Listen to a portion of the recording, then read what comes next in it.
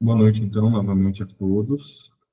Hoje a gente vai dar início, então, à aula de expressões, literatura e expressões em língua francesa, né?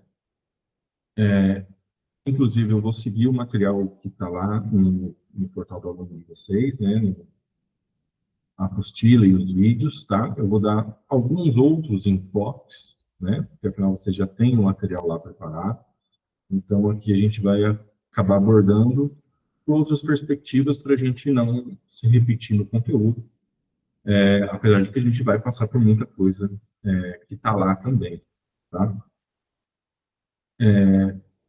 A princípio, já eu vou fazer a gente vai começar, né, fazendo um percurso histórico da literatura francesa, tá? Vendo alguns períodos, os mais importantes, os mais relevantes, aqueles que tiveram uma expressividade maior em língua francesa, tanto de autores quanto de obras, tá bom?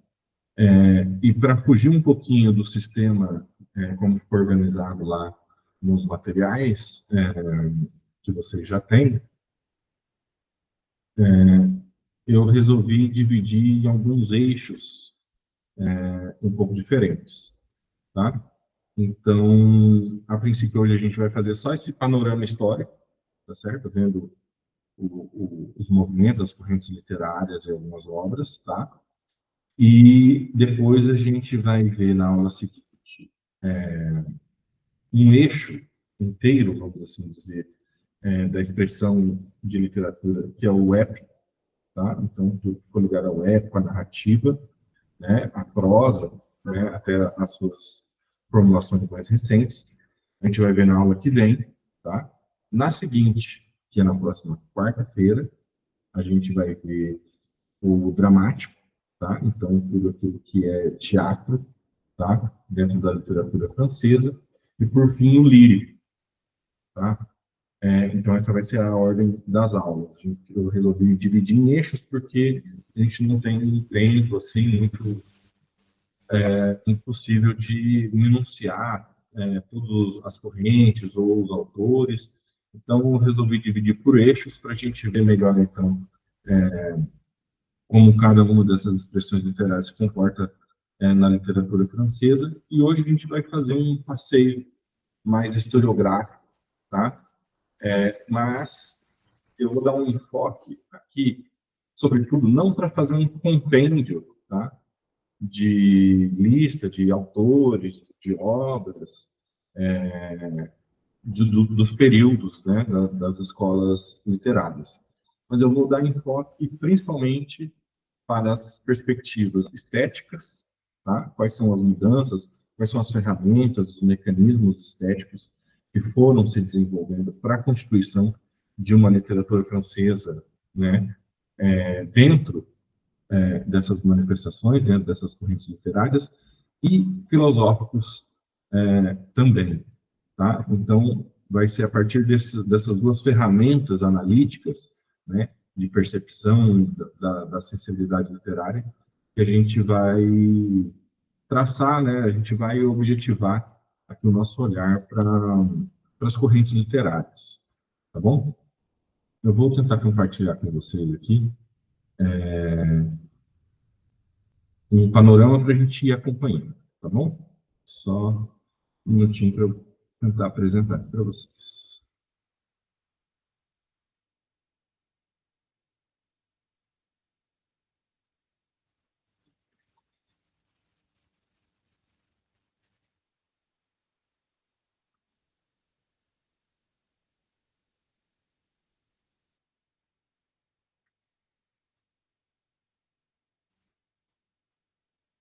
Bom, vou abrir aqui já. Só um minutinho que eu deixei um link aqui.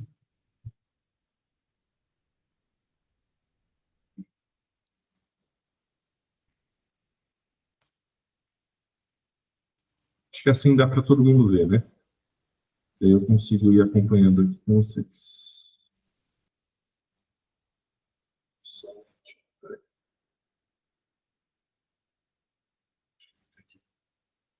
só interromper um pouquinho aqui o compartilhamento. Ele não abriu na mesma. mesma aba, tá?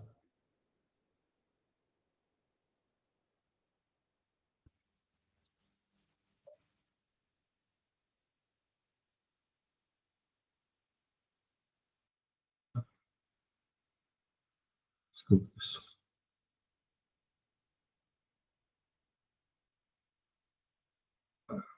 Não é esse.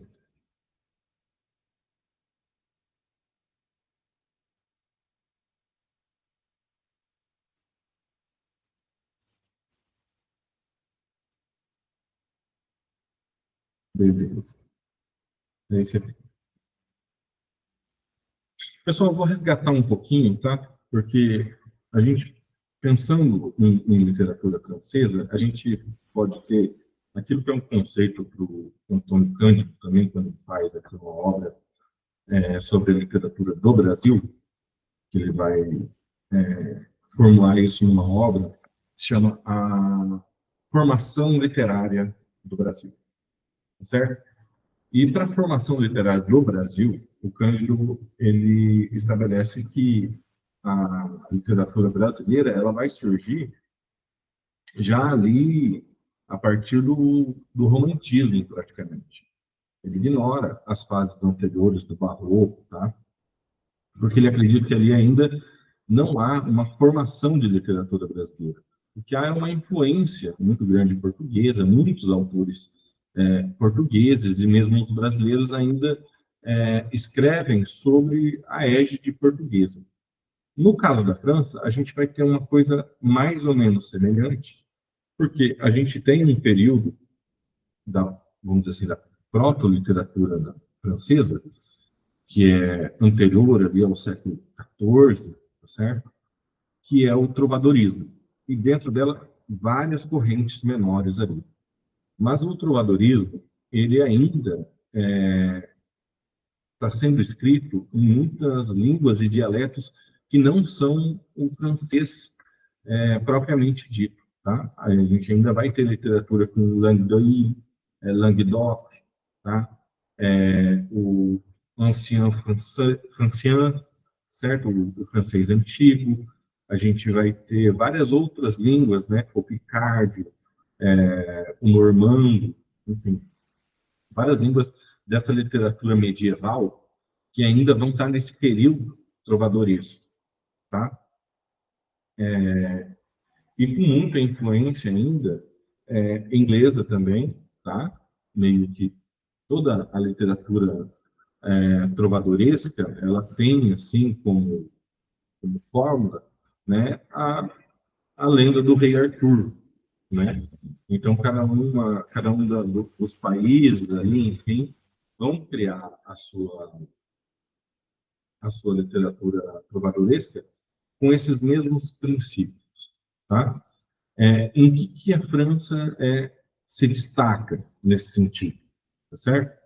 Então, a França ela transforma, ela faz uma revolução estética a partir dessas canções, por exemplo, as canções trovadorescas, né? No caso de Portugal, a gente tem as canções de amizade e as canções de amor, né?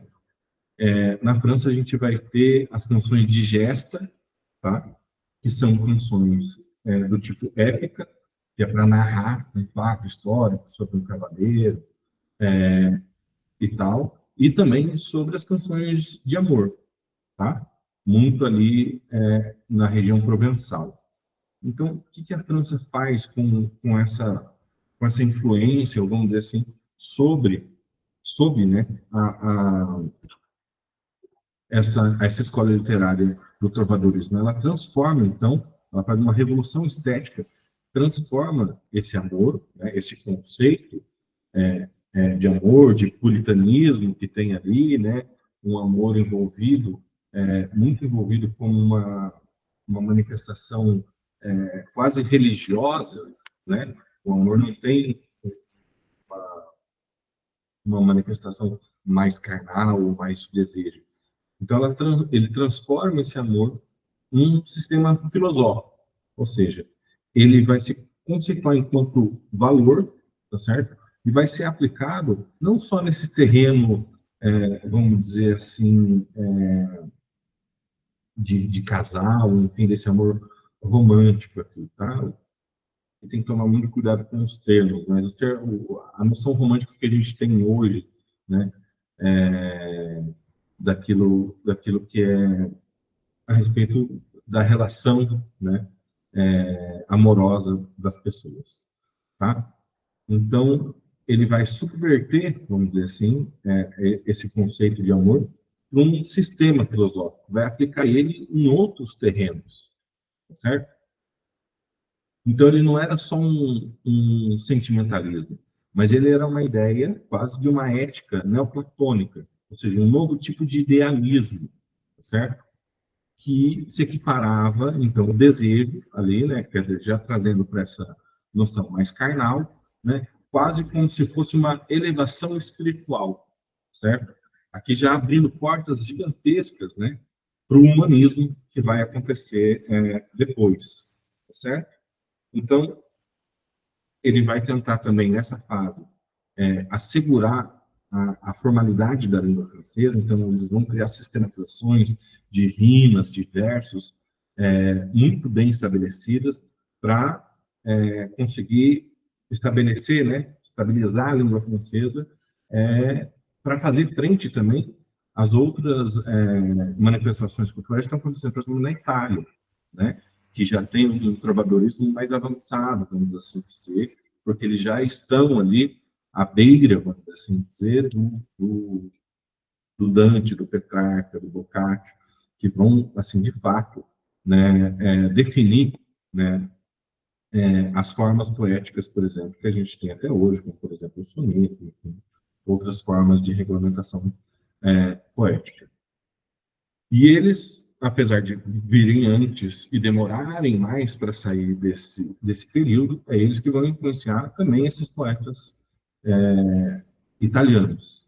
Eles influenciam de lá, mas também fazem muito importação dos termos, quase fazendo neologismos com a língua italiana, que já está bem mais estabelecida do que a língua francesa, certo? Então, eles vão fazer essas importações para criar neologismos para tentar estabilizar a língua, certo? Então, o trovadorismo a gente vê aqui que ele não acontece, por exemplo, como acontece em outras regiões, por exemplo, Portugal, a Espanha, também, né? Que vão estar bem focadas nesse sentido mais heróico, tá? E as canções de amor, vamos assim dizer, né, que eram chamadas de canções janzárias, também em Portugal, né, que tem esse cunho mais amoroso, elas vão estar bem debaixo de uma ética religiosa, enquanto para a França já vai ter uma abertura aí, né, para um desejo mais carnal e para uma sumidade do homem, né, já ir anunciando aquilo que vai vir a ser o humanismo na sequência, tá bom? Bom, então a gente pode dizer que com o humanismo, de fato, tá, a gente começa a ter uma sistematização maior do que a gente pode considerar como língua francesa. Quer dizer, aqui a gente já tem autores, né, de fato, escrevendo uma língua francesa mais bem estabelecida, né, com ordenamentos gramaticais, com ordenamentos lexicais mesmo também, mais bem definidos. Tá bom? Então, o que o humanismo faz, aliás, o que a França faz a partir do humanismo, que é uma corrente renascentista, né, italiana, então, de fundação, vamos assim dizer, né, o que ela faz? Ela reinterpreta esse humanismo, tá? Que era visto ali como uma égide, né, do novo redescobrimento do antropocentrismo, novamente, né, ou seja, das potências humanas se prevalecendo, né, fazendo ali dualidade com as questões religiosas, que a gente está saindo desse período da Idade Média, tá certo? Então, ao invés de assumir um certo equilíbrio, né, do humano que ainda está, né, ali ainda muito influenciado pela cisão, como é que eu vou dizer assim, pelas características religiosas de retidão, né, o humanismo francês ele dá um prisma completamente crítico e carnavalesco para esse humanismo, ou seja, ele já vai ter aplicações mais sociais contra as instituições, tá certo? Coisa que o humanismo ali no princípio não faz. Ele dota, aliás, o humanismo visto sobre esses outros países, tá? Então, a princípio, o humanismo não é elaborado dessa forma desses outros países. É só que na França que a gente tem esse ponto de distorção, até de subversão, vamos assim dizer, desse paradigma de pensamento, tá? Porque ali eles vão focar sobre as críticas nas instituições, sobre as críticas nos costumes também, tá? Enquanto muitas das outras manifestações humanistas estão tentando prevalecer as potencialidades humanas, né? Estão tentando criar, né, algum tipo de tessitura que consiga suportar, né, ou fazer frente, né, a, a uma espécie de absolutismo, né, antes centrado em Deus, né, agora antropoformizado, vamos assim dizer, certo? Então a gente tem ali principalmente dois autores, Rabelais e Montaigne, tá? Que eles vão criar novas formas, vamos dizer assim, né? O Montaigne vai constituir um gênero literário novo, um gênero literário barra filosófico, que são os ensaios, tá? E ele sobreleva a questão do humanismo para uma questão mais até confessional, né? Quer dizer, uma individualidade, uma camada de individualidade muito inédita para aquele momento, tá? Enquanto o humanismo ainda tratava do homem de uma maneira, num plano mais geral, o Montaigne já aprofunda essas questões e traz ali essas confissões, que são os seus ensaios, né? Tratando do erro humano, tratando do pecado, tratando das ambições, né? Dos poderes humanos de elevação mesmo, né? De transcendência também humana, a partir das suas virtudes, tá? Então, Montaigne é muito pioneiro nesse movimento, tá? E Rabelais vai aplicar já ali no começo do germe, vamos dizer assim, né, da ironia como proposta para um tipo de texto ambivalente, né, um tipo de texto crítico, tá? Começa aqui com Rabelais já aplicando isso no terreno social, o que ainda para a literatura é muito novo, tá?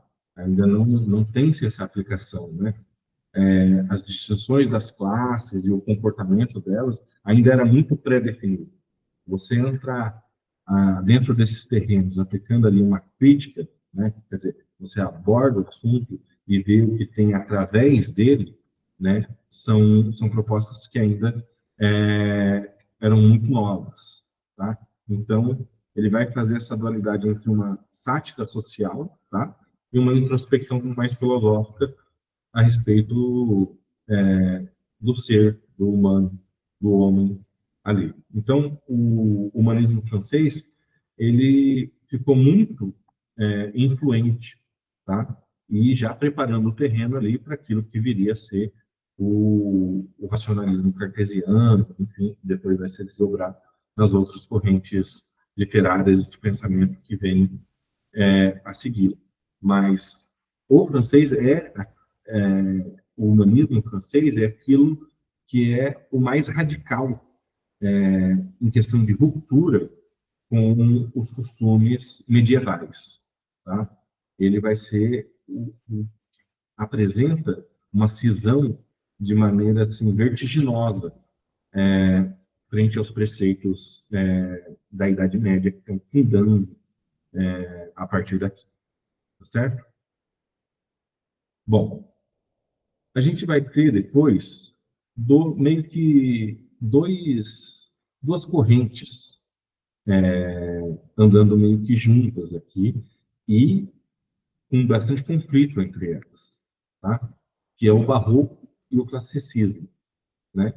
Então, a gente vê aqui, principalmente por conta da reforma e da contra-reforma. Quer dizer, a gente tem uma Europa dividida entre esses dois polos, né? A reforma assinalando, vamos dizer assim, né, sinalizando para o classicismo, enquanto a contra-reforma sendo quase que uma espécie de propaganda católica. Tá? E dentro desse contexto, essas duas escolas vão ora se complementar, ora antagonizar muitos preceitos. Tá? Então,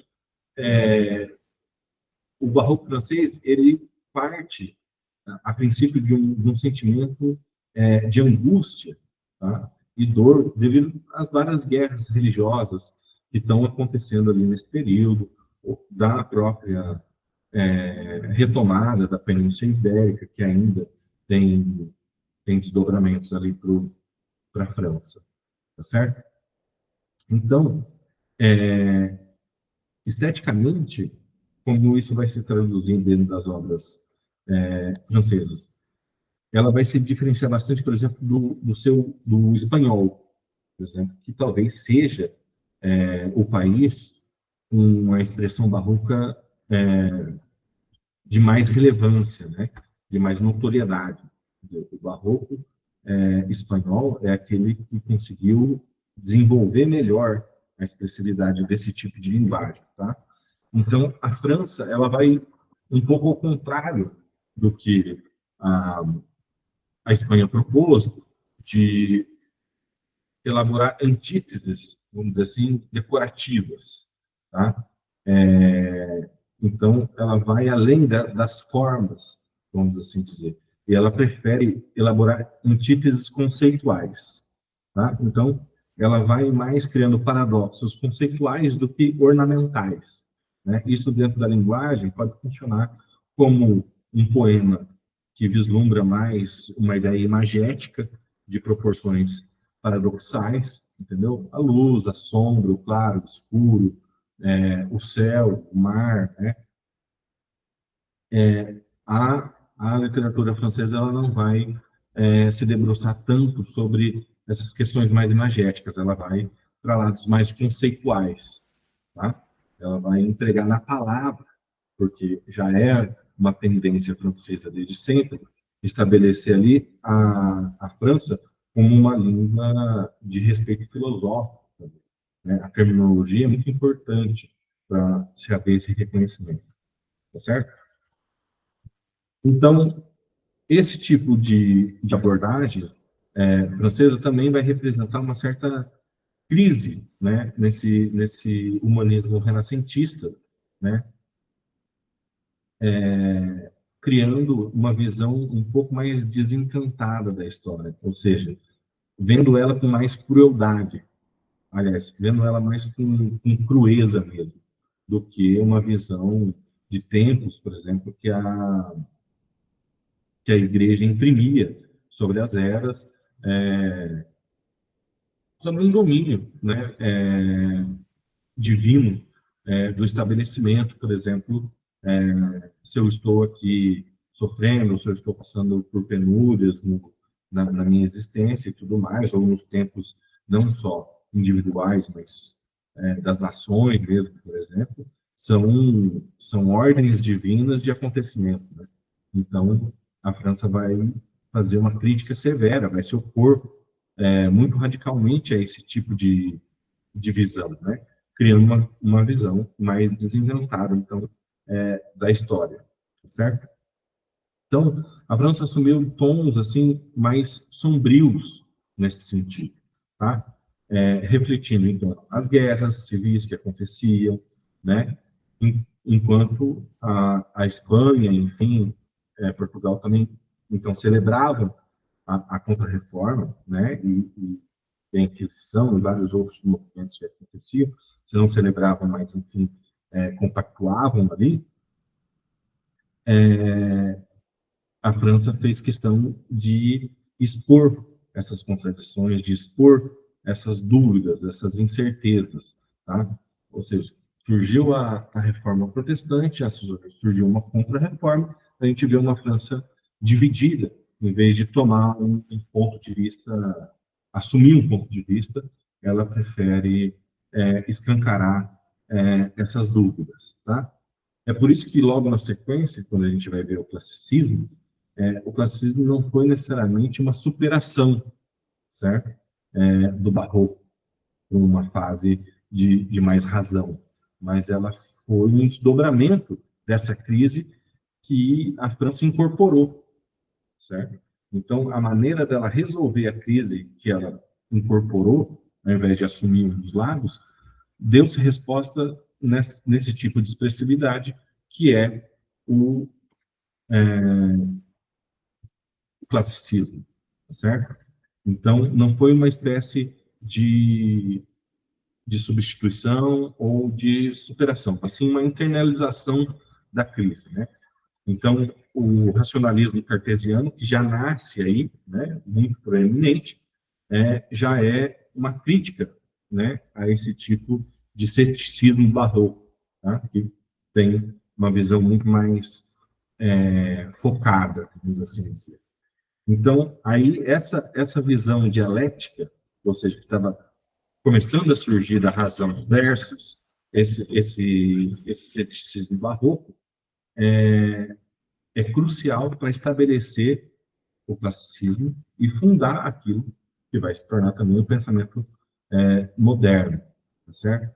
Então, a gente já tem aí, a partir daquilo classicismo, a gente já vai avançar, aliás, para o iluminismo, mas, enfim, deixa eu só fazer um parênteses aqui do classicismo antes, mas a gente já está vendo, então, uma certa pavimentação para o caminho da racionalidade. Tá? Essa sempre vai ser uma marca da literatura francesa. Ela vai meio a contraponto da literatura europeia de maneira geral, certo? Ela vai torcendo certos questionamentos, torcendo certos postulamentos que estão, em maior parte, nascendo na Itália, né? Em Florença, principalmente, que é o berço ali, vamos dizer, da intelectualidade da época, né? Então, um dos pontos também que traz para a França um certo protagonismo, depois no sentido do pensamento, no sentido da literatura também, é fazer essa distorção, ou seja, forçar mesmo a barra, vamos assim dizer, para essas condições de literatura que vem de fora, tá certo? Bom, avançando mais um pouquinho aqui, a gente então chega no classicismo, tá? Aqui já começa, vamos dizer assim, a gente já pode chamar de a era de ouro, sim, da literatura francesa, tá? É o momento onde ela vai começar, de fato, a demonstrar o seu protagonismo, tá? Principalmente nesses períodos entre o classicismo e o iluminismo são as fases principais. Por quê? Porque tanto o classicismo, né, quanto o iluminismo ainda mais, porque é de fato uma escola genuinamente francesa, né, nascida na França. O classicismo não, ele ainda é italiano, mas ele ganha feições drásticas na França, tá certo? Então, o classicismo ele se funde com a questão de um projeto estético-político, tá? do absolutismo, tá certo? Então, a gente já vê, principalmente no teatro francês, tá? Nas comédias, nas tragédias e nas farsas, tá certo? Um projeto de língua, principalmente francesa, já se revelando ali como uma proposta de língua internacional, vamos assim dizer, né, de literatura, também de expressão internacional, tá? Então, como o teatro vai movimentar os temas que estão ali dentro, tá? Então, ele vai fazer com que, sei lá, paixões humanas, por exemplo, recebam ali dentro estruturas que elas assumem formas muito fixas, muito rigorosas, tá certo? Ou seja, o classicismo é uma importação das normas grego-romanas, tá? Mas eles aplicam ali nela uma forma de racionalização ou de método, tá certo? Muito maior do que em outros tipos de manifestação, certo? Então, o Molière vai usar, né, as peças dele, principalmente de comédia, como um instrumento de uma crítica social, tá? Ele vai regularizar também a, a forma da tragédia, quer dizer, a ação, o tempo e o espaço, né? Eles viram ali elementos fundamentais do teatro francês, coisa que não se tinha uma formalização tão precisa antes, né? A formalização antes, no clássico, que era um classicismo, ou seja, uma reinvenção do clássico, né?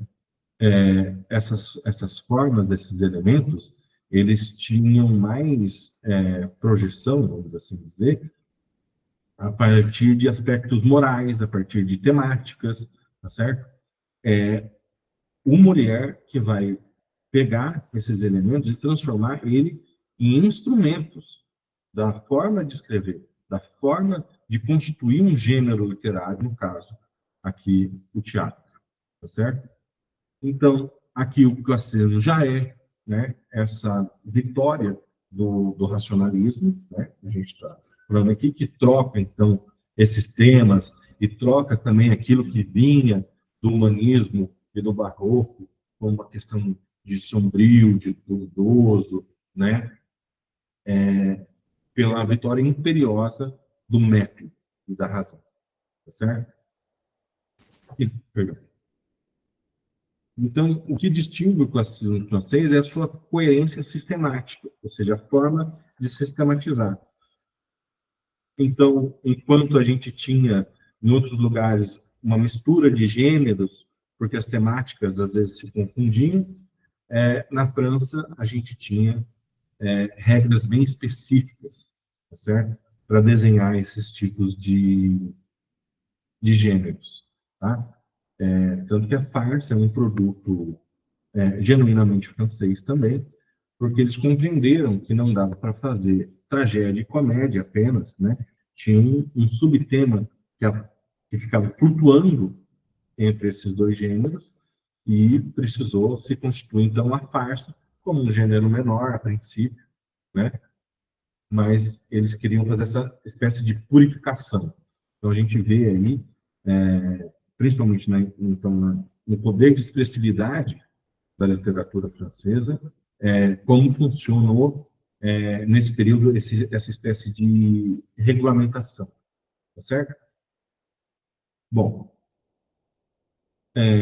já pavimentado então esse caminho, né, muito bem estabelecido, a gente vai ter então o iluminismo francês, que, né, como eu disse, é o, a corrente literária e de pensamento genuinamente francesa, né? Ou seja, aquilo que a França produziu de mais relevante e que teve, de fato, uma influência muito grande, tá certo? Até hoje. Então, o que o iluminismo fez? Ele radicalizou a razão clássica, então, transformando ela num mecanismo de ativismo sociocultural, né? Que ele modificava não só a expressão, mas modificava também a forma de organização social, tá? A gente vai ter o nascimento aqui dos grandes autores iluministas, né? O Voltaire, Diderot, Rousseau, enfim, muitos outros, né? Então, enquanto, por exemplo, Voltaire fazia uma desmontagem ideológica, né, do, é, do sistema absolutista, por exemplo, né, que imperava, já Rousseau fazia uma reinvenção da filosofia política, né, já dando também anúncios ali para o romantismo, certo? Então, o romantismo vai nascer também muito dessa dessas obras do Rousseau, né? Como acho que as Confissões, tem de um andarilho, se não me engano, é a obra do Rousseau, agora não vou lembrar exatamente. O mito do bom selvagem, que é um lema também para o romantismo, nasce a partir daqui.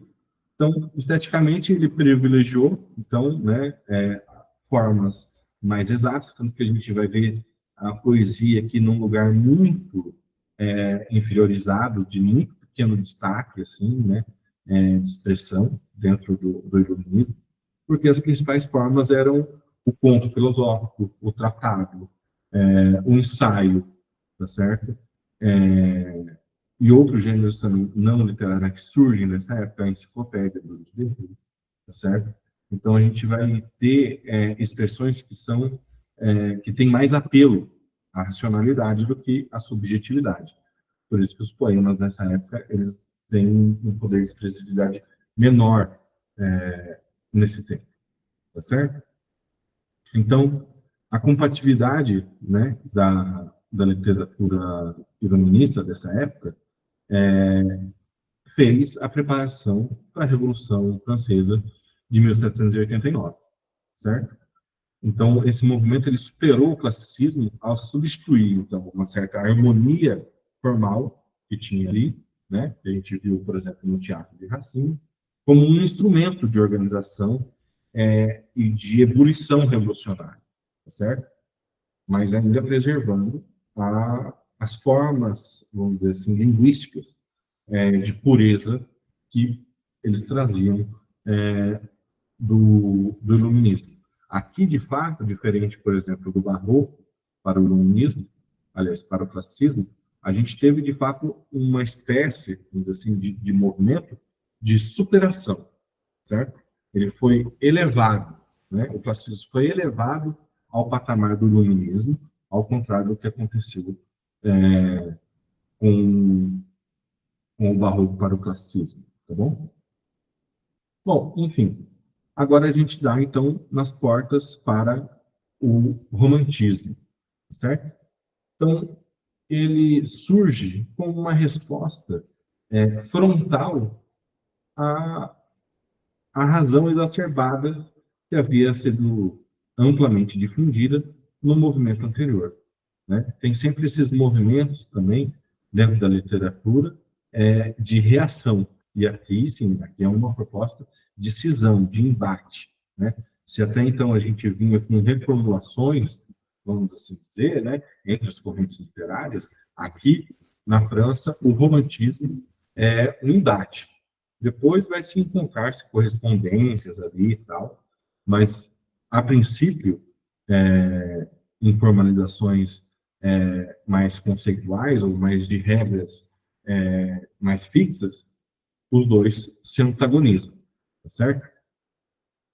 Então, o maior, talvez, autor dessa época seja Victor Hugo, tá certo? A literatura vira na mão dele, então, uma espécie de veículo da libertação coletiva e individual, certo? É ele quem vai fazer a proposta da quebra, por exemplo, do tema poético nobre, tá?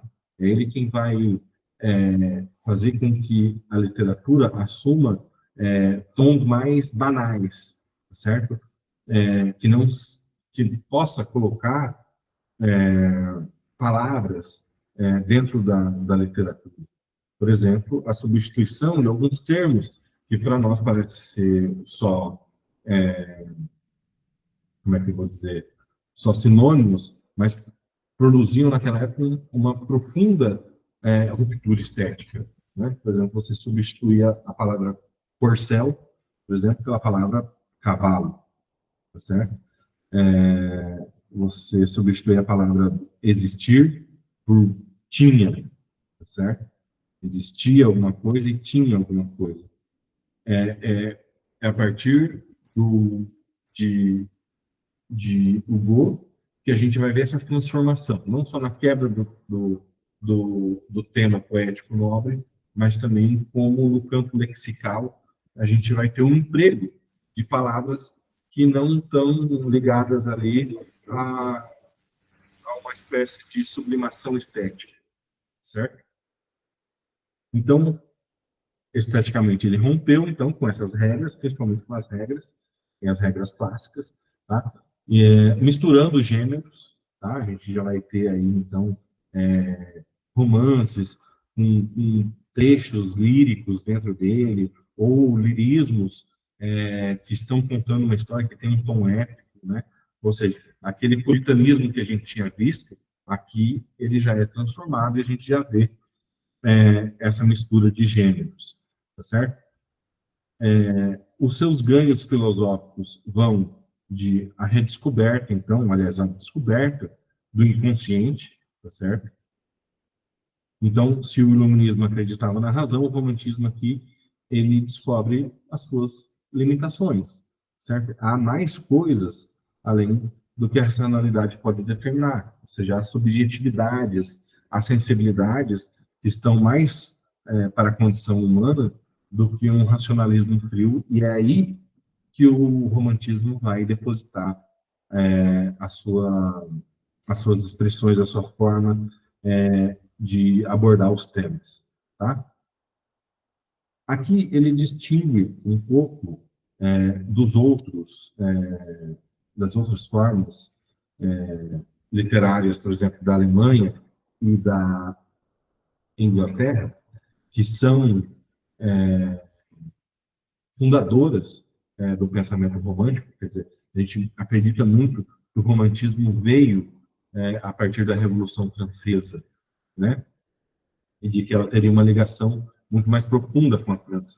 Mas a verdade é que o romantismo é uma importação de pensamento alemão e inglês, né? O Victor Hugo e outros autores românticos, eles têm contato com autores alemães e ingleses para passar a desenvolver, então, o romantismo francês. Então, diferente, por exemplo, do alemão, que fez uma fuga para a natureza, né, criando uma ideia que o ser humano devia coexistir ali em harmonia, né, com a natureza, e ali é onde se sobressairia, de fato, uma autenticidade humana, ou a inglesa, que tentou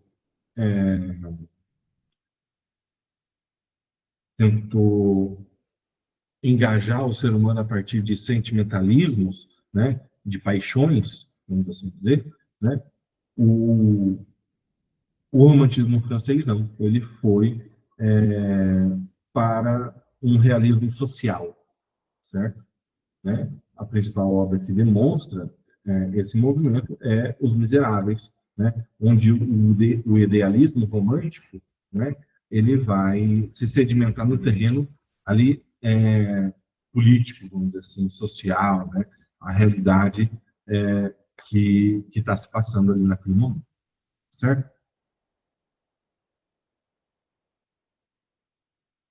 Aí a gente tem, depois disso, né, duas formas também que coexistem ali no final do século XIX, que é o realismo e o naturalismo, tá certo? Elas são coexistentes e elas são desdobramentos, vamos assim dizer, por ora, antagônicos ao romantismo, mas, de uma certa forma, também uma ligação de desenvolvimento desse romantismo. Tá? Então, ele faz frente, em algum momento, por limitar a idealização da subjetivação, mas ainda acreditando numa potencialidade humana muito grande, mas agora de percepção, voltando, vamos dizer assim, tentando fazer uma espécie de resgate da razão, do racionalismo. Ou seja, foi muito para frente a ideia da subjetividade, era preciso voltar um pouco, porém sem abandonar o protagonismo humano, tá certo? Então a gente tem nessa fase os principais representantes são o Flaubert e o Zola. Flaubert escreve Madame Bovary, que é um símbolo do realismo, tá? E Zola vai escrever o Germinal, que é um símbolo do naturalismo, tá? Então, um vai para um lado onde Os dois, aliás, encaram principalmente a corrente filosófica do positivismo, de Auguste Comte, tá? Mas um vai exacerbar, vai demonstrar mais um aspecto de naturalismo humano baseado nas condições, vamos dizer assim, da organização do homem enquanto relação com outras pessoas, e o outro já vai investir mais em aspectos de ciências sociais, de determinismo social, de classes, de determinismo geográfico e até de determinismos biológicos. Tá? Esse é o caso do naturalismo. O realismo ele vai encarar, então, esse aspecto mais de desvelar, vamos assim dizer, as relações sociais humanas sem os idealismos românticos, sem pressupostos de grande reflexão, mas sim como isso se dá autenticamente, tá certo? Mas os dois estão impregnados de ideias positivistas, tá certo? Então, o naturalismo francês foi o mais radical, né? Ele se assemelha a praticamente um estudo, né? A um tratado antropológico, né? Então, na sua forma de linguagem, né? Ele vai limpando, ou vai limando todas aquelas ideias românticas que tinha, certo? Como ideais, né? Como idealismos, tá? Então, ele vai usando termos cada vez mais científicos, vai sendo cada vez mais terminológico, certo? Então, esses movimentos ele vem com uma espécie de tentativa, tá? Porque eles são muito menores, o romantismo acaba se estendendo sobre eles e para além deles, mas com uma tentativa de superação, então, né? De substituir o idealismo por uma observação, por uma preocupação social, né? Apesar de acabar colocando o humano quase como um sentimento de fatalismo, tá? Que vai dar corrente também para fazer as, as vanguardas europeias, né? E uma das que mais se destaca depois é o surrealismo, né? Essa ideia de fatalidade vai ser muito apresentada no surrealismo. Pessoal, eu vou dividir então em dois, porque essa parte mais contemporânea da literatura francesa a gente acompanha então em um outro momento, tá bom? Na segunda aula. E a gente vê então as vanguardas europeias, que daí já é o final desse século XIX, porque aqui a gente vai ter uma marca de grande ruptura, né? Apesar da gente já ter visto rupturas com o classicismo, com o iluminismo, quer dizer, o romantismo já propõe, mas ainda eram experiências, vamos dizer assim, ainda muito conformistas, tá? É a partir aqui do final do século XIX que as vanguardas europeias surgem, e aí sim há uma revolução muito drástica da linguagem, né? Com o surrealismo, o dadaísmo, futurismo, enfim, todas essas correntes da vanguarda europeia, e uma das principais que a gente vai destacar é o surrealismo. Tá? Pessoal, como uma proposta de reflexão, tá? De uma atividade reflexiva, eu gostaria que alguém não, que vocês trouxessem na próxima aula algum trecho, tá? De alguma obra, pode ser um trecho curto, tá? Um poema, alguns versos e tal, de alguma coisa que vocês tenham visto de literatura francesa, para a gente já ir mapeando também, onde vocês sentiram, por exemplo, a presença desses conceitos, tanto estéticos quanto filosóficos, tá bom? Então, tragam para a aula seguinte algum trecho, tá? De alguma obra de literatura francesa, onde vocês conseguem encontrar ali os elementos. Isso pode ser do classicismo, do romantismo, do realismo, todos esses que a gente falou anteriormente. Ok? Bom, por hoje é isso, pessoal. Se alguém tiver alguma dúvida, quiser falar alguma coisa, pode se pronunciar agora.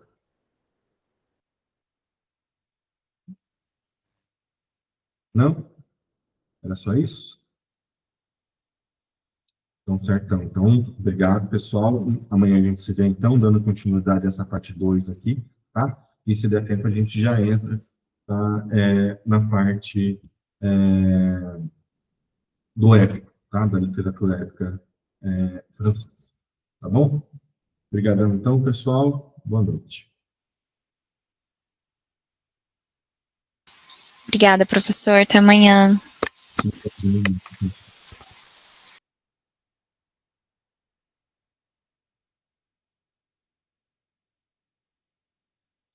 Letícia.